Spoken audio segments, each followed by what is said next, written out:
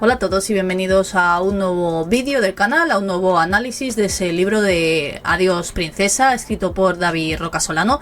Que sí que es cierto, os tengo que pedir disculpas por estos días que os he comentado que os iba a subir un nuevo análisis, pero bueno, ya estamos en temporada de verano, de vacaciones y tengo familiares de vacaciones, así que lamento no haber subido ningún capítulo antes, que era mi intención, pero bueno, espero que lo entendáis y los que estéis disfrutando de vacaciones, pues que disfrutéis mucho. Vamos con ese nuevo capítulo, que es el capítulo número 9, titulado Felipe, Cristina y Elena, donde David Rocasolano nos trae diferentes anécdotas, que es lo que más me gusta de este libro, y sobre todo muchas anécdotas donde podemos conocer un poco más de puertas para adentro de esa familia real que solo conocemos de puertas para afuera. Aunque sí que es cierto que gracias a todos estos libros que se escriben podemos conocer un poquito más. Comienza este capítulo hablando de un pensamiento que tenía en el pasado David Rocasolano sobre Felipe, que incluso cree que era el mismo pensamiento que el propio Felipe tenía, que antes de que llegara esa época en la que iba a conseguir reinar, él no tenía muy claro si finalmente iba a llegar ese momento. Dice que por el trato que ha tenido con Felipe, que ha sido bastante, intuye que el propio Felipe duda o dudaba de si algún día iba a poder heredar el trono, algo que incluso el propio David Rocasolano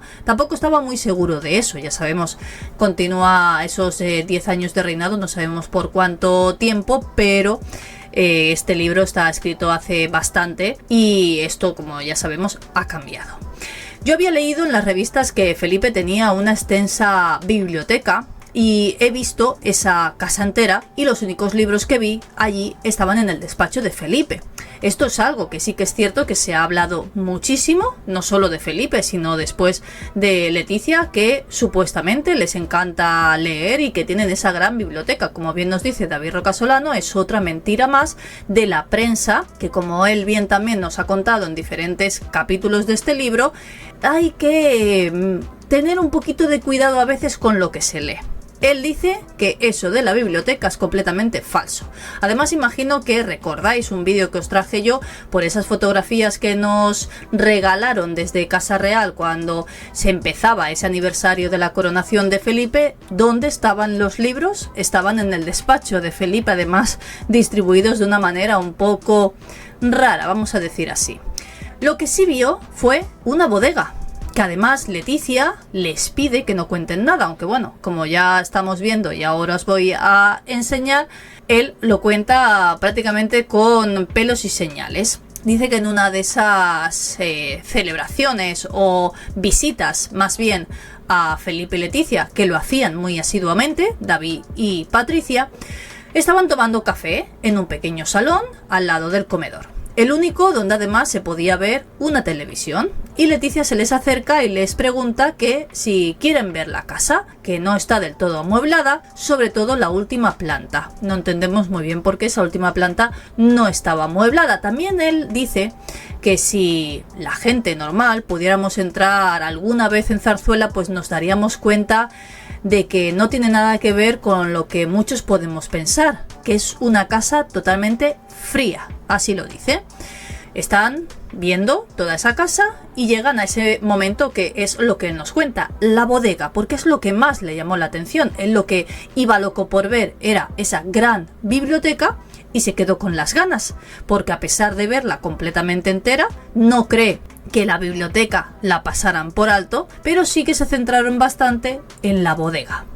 Felipe incluso les explica que lo que hay en el suelo es arena de playa, que la traen expresamente de una playa del Índico porque tienen las condiciones perfectas para mantener la humedad. Y cuando salen de esa bodega, que era extensísima, con un dineral en vinos impresionante, como os podéis imaginar, Leticia les dice: oye, hazme un favor, aunque te parezca una tontería, sed discretos con esto de la bodega, no lo contéis por ahí, ¿vale? A lo que David le dice que no se preocupe. Bueno, ya estamos viendo que luego, después de no sabemos por qué, David escribe este libro y nos lo cuenta con pelos y señales, y él también nos cuenta por qué cree que Leticia en ese entonces le dijo que no contaran nada. Dice que aunque él nunca vio ebrio a Felipe, sí que es algo que se ha comentado mucho. Más bien de Felipe ha sido sobre Juan Carlos, que se ha especulado en muchas ocasiones que le gusta el agua con misterio. Incluso algunos han ido un poco más allá, diciendo que esto incluso podría ser hereditario y que Felipe también tendría ese problema con el agua con misterio, a lo que recalca bastante claro y contundente David, que nunca en ninguna ocasión ha visto a Felipe con más de 2 aguas con misterio. Enseguida cogió bastante confianza con Felipe.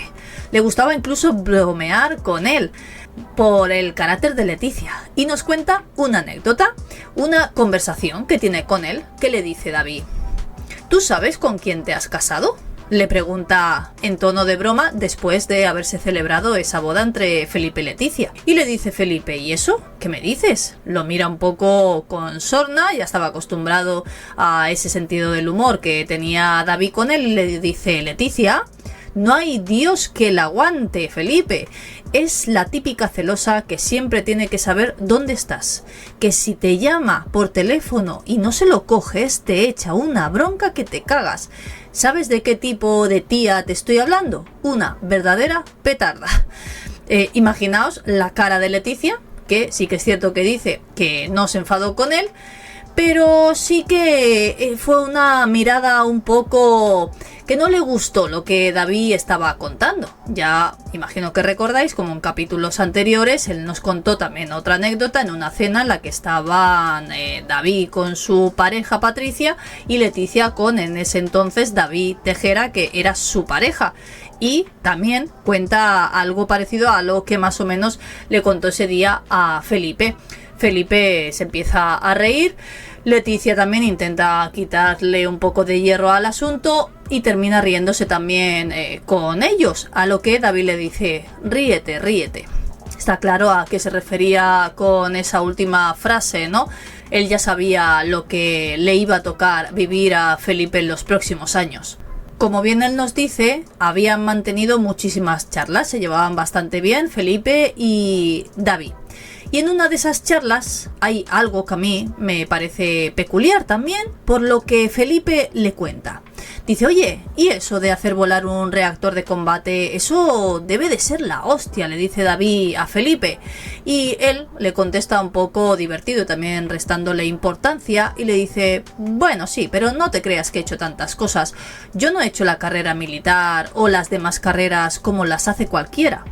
Y le dice David: bueno, algo de idea tendrás, eres licenciado en Derecho y Economías. Y aquí viene lo que más me llama a mí la atención, porque además es algo parecido a lo que yo os he contado hace un par de días sobre Leonor, de esas calificaciones en la Academia Militar que no parecen ser tan buenas como esperaban, pero sí que a pesar de eso ha sacado casi matrícula de honor.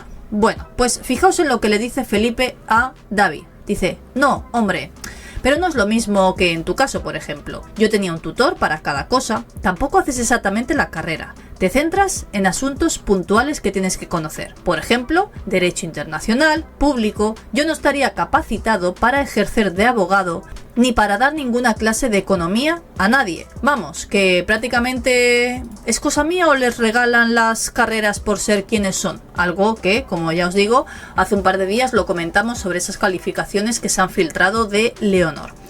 En otra de esas conversaciones que no solían ser las más habituales, porque dice que de política en Zarzuela se habla más bien poco, por no decir nada, sí que hay un par de momentos en los que consigue hablar con Felipe sobre esto, y os traigo unas de esas conversaciones que, como bien os he dicho al principio del libro, es lo que más me gusta de lo que cuenta David. Y es bastante llamativo este momento que él cuenta, que yo no lo conocía. No sé vosotros si lo conocéis, ya sabéis, me lo podéis dejar en comentarios si así es. Le dice David a Felipe: una pregunta indiscreta. ¿A vosotros quién os gusta más en el gobierno? ¿El PSOE o el PP? Y Felipe le dice: estamos más cómodos cuando gobierna el PSOE. Nos dejan bastante más libertad que el PP. Pero no nos inmiscuimos en quién ha de gobernar o no, que bueno, eso lo tenemos bastante claro, que a pesar que no queremos al PSOE en el gobierno, o mucha gente no quiere al PSOE en el gobierno, ahí están, que no hay manera de sacarlos ni con agua caliente. Pero sí que a mí me ha llamado la atención el hecho de que Felipe en su momento le dijera a David que un partido le da más libertad que otro. Yo no entiendo cómo un gobierno le puede decir a los que supuestamente están por encima de absolutamente todos, los que pueden y lo que no pueden hacer. A mí me resulta llamativo. Y sobre todo este momento que nos cuenta David Rocasolano. A mediados de mayo del año 2012, en el que gobernaba en ese entonces Mariano Rajoy, obligó a doña Sofía a cancelar su asistencia al 60 aniversario de Isabel II en el trono, algo que los dejó en evidencia, lógicamente, e incluso en ridículo a toda la familia real. El motivo de que le dijeran a doña Sofía que no podía asistir a ese acto tan importante es porque en esos días había un conflicto diplomático entre el gobierno de Mariano Rajoy con Gibraltar, que bueno, ya sabéis que esa titularidad de las aguas de Gibraltar pues siempre ha estado un poco en entredicho. Era un momento muy delicado desde el punto de vista no solo político sino también diplomático, y cree David Rocasolano que si en ese entonces hubiera estado gobernando el PSOE no le hubieran dicho nunca a doña Sofía que no podía asistir a ese acto. Era un acto bastante importante y a mí me ha parecido cuanto menos peculiar que un gobierno le pueda decir a alguien de la familia real que tiene que cancelar un acto. En otra ocasión hablan sobre algo que también me ha llamado bastante la atención, sobre la igualdad de los sexos a la hora de llegar a ser rey. Ya sabéis que en el caso de Felipe es el más pequeño de los 3 hermanos, pero por ser hombre es el que ha llegado al trono. Algo que hubiera sucedido exactamente igual en el caso de que Leonor hubiera tenido un hermano aunque fuera más pequeño que ella. Y hablan precisamente sobre eso, cuando Leonor ya había nacido. No se sabía si después de Leonor iba a llegar un niño. Y a mí hay otro momento que también en una conversación con Felipe me llama la atención. Le dice David a Felipe que le resulta absurdo ese debate sobre la sucesión de la corona. A lo que le dice Felipe, es estéril ese asunto, porque habiendo nacido incluso Leonor, la realidad es que no hay debate. El sucesor a la corona por derecho y mandato constitucional soy yo. Ese debate ha de plantearse en el momento oportuno, cuando la sucesión tenga lugar. De momento él en ese entonces no era rey, no se sabía si iba a llegar a serlo, todo parecía que sí, como luego ha sido. Ahora tenemos más o menos el mismo dilema con Leonor, pero él deja bastante claro que hasta el momento en que se supiera si había alguna descendencia masculina, pues habría que llegar a cambiar la Constitución. Lo que a mí más sorprendente me parece es lo que dice a continuación. David, que como ya nos dice le encantaba meterse en charcos, le dice a Felipe, quizás sería conveniente una reforma constitucional que más tarde o más temprano regule lo que a todos nos parece equivocado, que sí que es cierto que es demasiado antiguo el tema de la Constitución en cuanto a la heredera o heredero al trono se refiere, que si hay un varón, un hombre, sea él el que reine, aunque tenga hermanas mayores. Me parece machista, vamos a decirlo ya con todas las letras. Y entonces Felipe le responde como si fuera prácticamente un discurso. Dice, no compete a la institución dicho impulso de reforma constitucional. La reforma y su proceso, creo yo, no debería hacerse de manera puntual para este asunto. Debería hacerse en un marco de reforma parcial que englobara no solo las cuestiones relativas al heredero de la corona, sino de otras instituciones tales como el Senado. Pero, como te he dicho, no será la institución la que impulse dicha reforma. Pero no termina ahí, pensó durante unos momentos lo que iba a decir y continúa en plan discurso. Quizá los mecanismos de la reforma constitucional previstos para el título de la coronación, en comparación con el resto de reformas, a excepción de la referida de derechos fundamentales, conviertan dicha reforma en un plebiscito, en un referéndum sobre la idoneidad de la monarquía parlamentaria. porque tan malo sería una abstención del voto de los españoles en una hipotética reforma de la corona como un voto negativo. No obstante, quizá no es el momento más adecuado. Eso está claro que nunca es el momento adecuado para hacer una consulta a los españoles de si queremos monarquía o no. Pero hablando de ese derecho a la sucesión al trono, fijaos cómo él cambia dándole la vuelta y llega a decir que ellos nunca van a solicitar un cambio de la Constitución para que, en este caso, si hubiera sucedido de otra manera, pudiera reinar Leonor. No lo hubieran hecho, hubieran mantenido la Constitución como está, pero también deja claro que nunca se va a hacer un referéndum, una votación para que nosotros digamos lo que nos parece mejor o peor. Entonces, como bien dice el título, que habla sobre Felipe, Elena y Cristina, nos hace una descripción de cómo él ve a las hermanas de Felipe, a las cuñadas de Leticia, que siempre se ha dicho que se llevan mal, pero sí que es cierto que incluso David dice que él tampoco vio nada raro entre Leticia y sus cuñadas. Claro, no sabemos si después de que ellos ya tuvieran sus problemas y se dejaran de hablar, quizá ahí también vendrían los problemas de Leticia con Cristina y Elena. Y dice que él tenía muchas ganas de conocerlas, quería saber cómo eran, y llega ese momento. Las conoce a las dos y a sus maridos. Pero habla principalmente de cómo son Elena y Cristina. Dicen que no tienen nada que ver, que incluso Elena, hay un momento en que, claro, no sabían de qué hablar con ellas, y es Elena la que les pregunta a David y a Patricia que a qué se dedican, que cuáles son sus trabajos. Ellas contestan y entonces aprovechan esa pregunta para David preguntarle a Elena a qué se dedica. Y ahí cambia por completo, dice que se convierte casi en una niña de 8 años explicando, se pone de pie y les dice algo que yo no sabía, que se dedicaba en aquel entonces a dar clases de inglés a niños de 4 años. Y la manera en que les explica cómo ella da esas clases, a David le pareció bastante curioso. Y llega un momento en que él nos explica cómo la ve. Dice, me vino a la mente, viendo aquel momento de cómo les explica a Elena esa educación que les da a esos niños, que le resultó algo parecido a Chucky, al muñeco diabólico. Dice algo así, parecido, pero Elena no es un Chucky, es una persona sin maldad.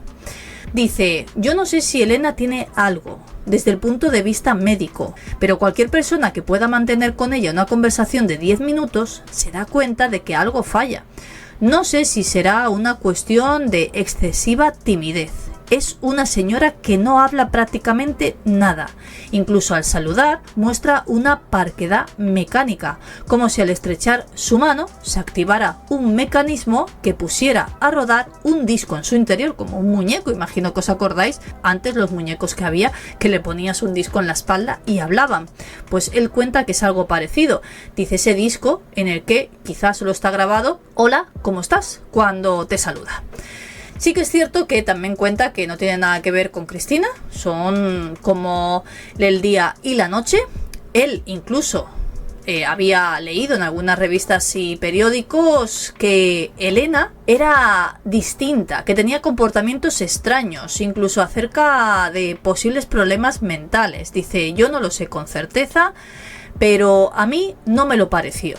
Yo creo que se trata de una mujer muy tímida, que ha crecido en un ambiente quizá demasiado encorsetado y por eso carece de instinto para el trato social. Sí que es cierto que desde bien pequeños ya les dicen, tú colócate aquí, no te muevas de aquí, no puedes hablar, ahora habla. La verdad es que lo hemos comentado en diferentes vídeos que no tiene que ser nada fácil crecer en una familia como esta. Y vamos con Cristina, porque dice que es totalmente distinta, que es maja, agradable, dicharachera, ágil, cercana, cariñosa, nada clasista, al igual en ese entonces su marido, Iñaki Urdangarín, que bueno, es bastante normal de que Iñaki fuera como una persona normal como nosotros, puesto que era plebeyo.